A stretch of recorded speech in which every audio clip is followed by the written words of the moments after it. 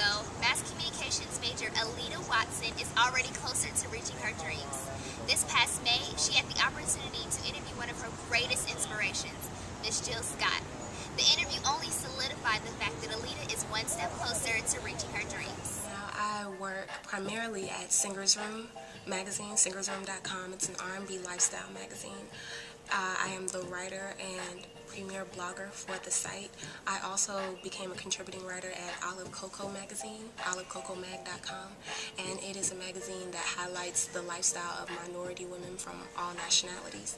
I've recently received a blogger position at Making It magazine, which is more so geared toward the business side of R&B and rap music. So what I do is go to different events that are in Atlanta, and I interview different artists that are in Atlanta, and I transcribe interviews, write up the story or the press release, whatever it may be, the interview, the Q&A part, and just send it back to my boss. And this summer I've really just been trying to network more, get to meet more people.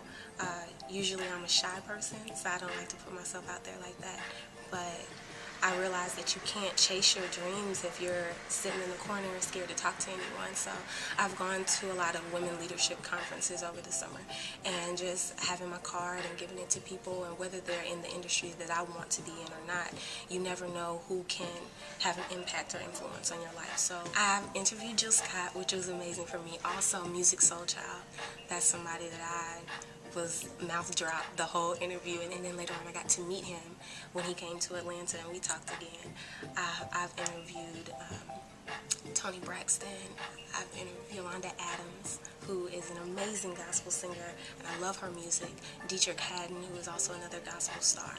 I interviewed Pooch Hall and Megan Good, who, Pooch Hall is gorgeous. I'm not going to say anything about Megan Good, but Pooch Hall is gorgeous. And I interviewed them for their upcoming movie, Jump in the Broom.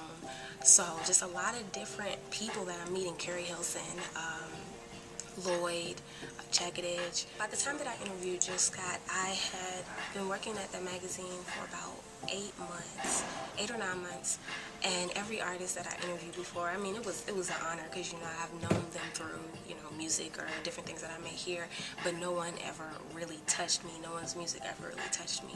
And when I got the chance to interview Jill Scott, I just felt like you have made it.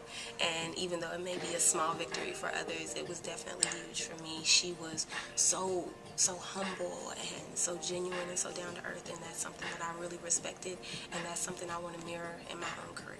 The professors that I had here at the University of West Georgia prepared me for the world in an amazing way.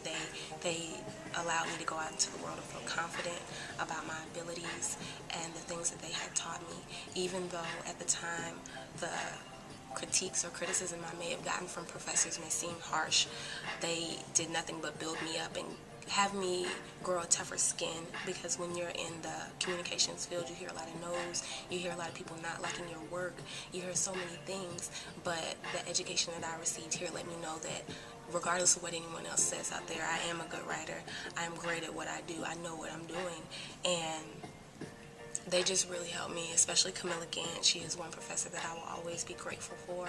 Everything that she taught me, whether she knew she was teaching me life lessons or not, she was amazing inspiration. So I just thank West Georgia for employing such an amazing staff. My journey to get where I am, and I don't even think that I'm at a place where I'm comfortable at. I don't think that you should ever get comfortable where you are. I think you should always strive for more.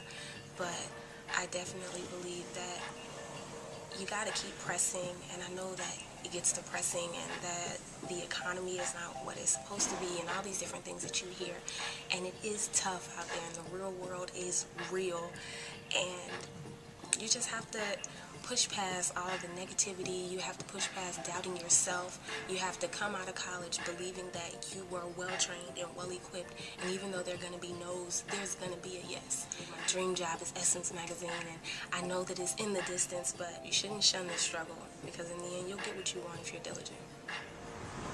Well, congratulations, Aleta. As you can see, Aleta's been working so hard to see what she can learn this season. So you stay tuned to see who else is doing something really great this learning season.